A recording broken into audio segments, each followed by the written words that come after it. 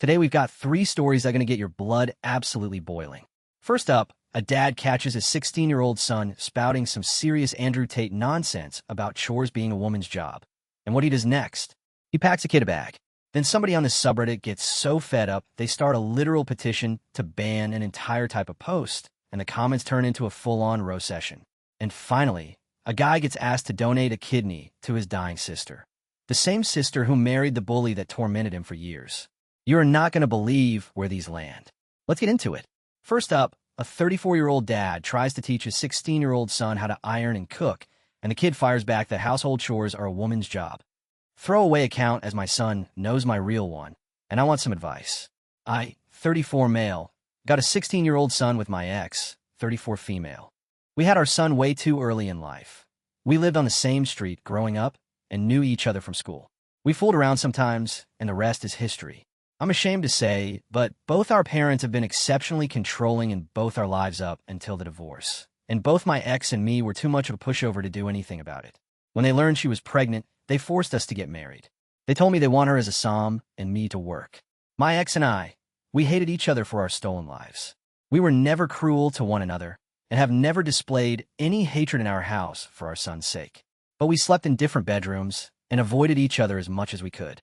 We split up after I caught her cheating, which finally made us both able to break off the chains of control both our parents had over us and get divorced 2 years ago. Now everything is very good between us, and I even consider her a friend, now that she's no longer my wife. And credit where credit is due. She was, however, a remarkable homemaker and an amazing mother. When we divorced, I had to learn all of this on my own. It was the first time I realized how much work goes into maintaining a house. I'm embarrassed to admit it, but I had to look up YouTube tutorials on how to clean and cook. A few weeks ago, I was ironing me and my son's clothes and told him that I want to teach him how to do this, as I don't want him falling into the same mistake I did and never learning this on my own. He said he doesn't want to, and I just said he'll have to learn to do this at some point. He then said, only failed men do stuff like this, and I won't be one of them. I stopped and looked up a bit bewildered and asked him to clarify. He said that it is his belief that this is a woman's job to do and that only simps do simple household chores. I tried to keep my composure as much as I could, but asked if he saw me as a simp, and he just shrugged. I told him that now he will have to choose his next words very carefully, but I said that he will learn household work whether he likes it or not. He again reiterated what he said, and I said, well, if you think this is a woman's job, it's time for you to live with a woman and to pack his bag and to go to his mom's house, as I will not have any of that Andrew Tate bullcrap in my house. My son lives with me during the week as his school is only 5 minutes away and his mom nearly 2 hours. He refused to make his bag, so I made it for him. He started seeing the gravity of my seriousness and tried to backtrack on his words, but I wasn't having any of it. He must have called his mom in the time I was packing, as she called me as well. She asked me what's going on, and I told her what happened. Surprisingly, she's on my side and has just asked me to drop him off at hers, and she'll help teach him a lesson. It's been about 2 weeks now that he lives with his mom, and she has been reinforcing the household chores on him.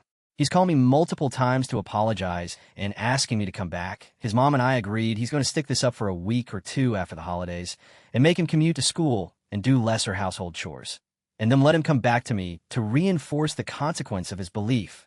My friend that I spent Christmas with yesterday said I was rather hard, and it was a dick move to uproot his life like this, and it was an thing to do.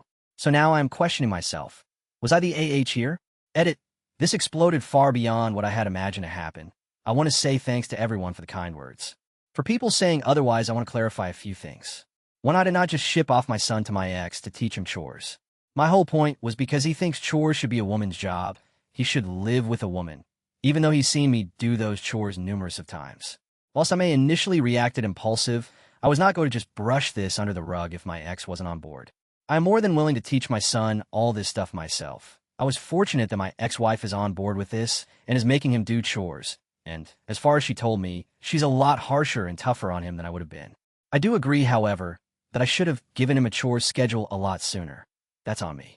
People comment on the commute from his mom to his school. We do not live in the U.S. We live in Germany, and when I say it's 2 hours, this is with public transport. Someone even said that the 2-hour commute will result in him getting bad grades and warrants a CPS call. That one honestly made me chuckle. I went over to my ex today, and me and my son have had a good talk about this with him today. We explained that having his belief and opinion is his own, The moment this disrespects people, it becomes toxic. We've sat him down, and we've told him he's going to go to counseling twice a month now, instead of once every other month, as he will be talking about this specifically. We have never once interfered with his therapy, but we will step in now, but only for this and this alone. We will not be invading his privacy for any other matter. The punishment my ex, and I am letting him go, for still stands. He will stay with her until mid-January. We love our son with every fiber of our being, but he needs to know that some things just cannot be allowed. Whilst he did show regret to his initial response, is a step in the good direction, I said that this is a deeper issue that has to be addressed. He will be getting a fixed chores schedule, whether he likes it or not. No more coasting the easy life. Let's see what the comments have to say. This person commented, "Awesome job, co-parenting and holding him accountable." Another commenter said, "You two may not have been right for one another as spouses, but you're both amazing parents." Yeah, the comments are absolutely showering this dad with praise. They're calling it one of the best examples of co-parenting they've ever seen, and nobody's buying the asshole label his friend slapped on him. Sounds pretty open and shut to me, but what do you think? So what do you guys think? Was this person the asshole? Drop your verdict in the comments below. Next up, somebody got so sick of one specific kind of post that they filed a full-blown petition to ban every single "Am I the asshole for not giving up my seat on a plane" story, declaring once and for all that no, you are not the asshole. Let's see what the comments have to say. This person commented, "This entire sub is built on the upvotes of people who want to feel validated and being angry over fictional stories." Another commenter said, "The top 5 AM I the asshole creative writing posts I see are a kid, pregnant woman, old person, Jesus asked for or is sitting in my airplane seat. I need /reverse/paid that seat. Am I the asshole?" Honestly, the comments turned this into a hilarious pile-on, with everybody listing the most ridiculous "Am I the asshole" cliches they're sick of seeing. There's no official verdict on this one, so I'm tossing it straight to you. Are you team ban these posts? Or do you secretly love him? If you're enjoying these stories so far, do me a quick favor and smash that like button and subscribe for more. And finally, a 35-year-old man gets asked to donate a kidney to his dying sister. The same sister who is now married to the bully who made his high school years a living hell. Throwaway, because this has a lot more personal information than I want on my main. All names are fake, though. Also, freak mobile formatting. I'm a 35-year-old gay man. When I was in high school, I was bullied severely by Darren. I won't go into the details, but it was really bad, past the point of typical high school Dutchabagery. In my sophomore year, I made the mistake of coming out to one of my friends, who promptly spread this information around the school. Before this, Darren had targeted me for being unathletic and wearing glasses and had done this to a couple other kids as well, but after I was outed, it was only me, and only because of my sexuality. After high school, I moved away for college. I made friends, even got a boyfriend, and pretty much forgot about Darren, until one Thanksgiving my sister Ellie brought home her boyfriend, Darren. No joke, the first thing he said when he saw me was, "Damn, Ellie, you didn't tell me your brother's gay." Ellie freaking laughed, as did my dad. I was kind of stunned, but I didn't yell or start a fight. I just got up and walked out. After the fact, my family tried to play it off as Darren was joking because he was nervous meeting the family, and they told me that he and Ellie were serious, so I had to get over it. I just told them all that I wouldn't be attending any event where Darren was. In private, I told Ellie that I felt hurt that she'd date Darren, knowing what he did to me. She basically called me too sensitive and told me she has the right to date who she likes, which yes, she does. Since then, I've been putting distance between myself and my family, who seem to have readily accepted Darren into the fold. Recently, my mom reached out to tell me that Ellie was in the hospital and needed a kidney transplant. The rest of the family had been tested and none could donate, and my mom wanted me to get tested because I'm her full brother with a high likelihood of a match. The thing is, after all these years, Ellie is basically a stranger to me. If I were to do this, I'd have to drive 3 states back to my hometown, miss who knows how much work, and give up a piece of my flesh, all for the woman who dated and eventually married the guy who made my high school days a living hell. I told my mom that I wouldn't be getting tested, and she freaked out at me over the phone. I quickly hung up on her, but before I did, I heard her call me vindictive and a monster for refusing to save my sister's life. I admit I feel guilty about it. Let's see what the comments have to say.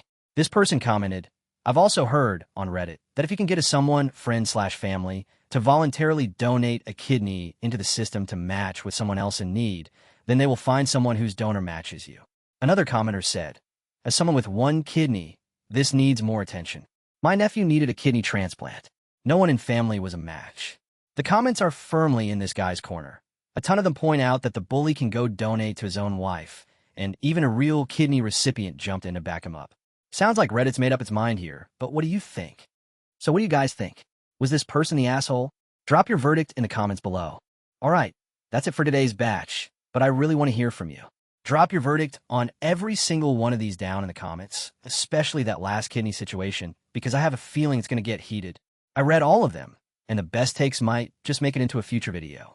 I got a whole stack of fresh stories lined up, so I'll catch you in the next one.